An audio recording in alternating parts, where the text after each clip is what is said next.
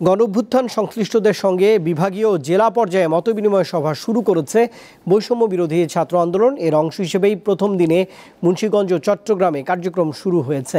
চট্টগ্রাম বিশ্ববিদ্যালয়ে অনুষ্ঠিত মতবিনিময় সভায় বৈষম্য বিরোধী ছাত্র আন্দোলনের অন্যতম সমন্বয়ক হাসনাত আবদুল্লাহ জানান, আগামীর ছাত্র রাজনীতি নিয়ন্ত্রণ করবে ছাত্ররাই, কোনো রাজনৈতিক দল নয়।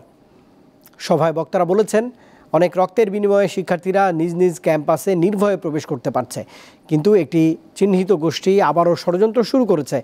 তাদের রুখে দিতে ঐক্যবদ্ধভাবে সতর্ক থাকার আহ্বান জানান তারা।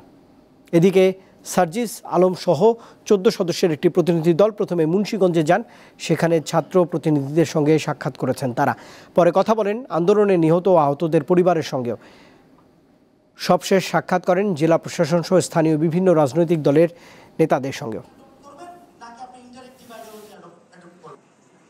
কিন্তু যেটা আমাদের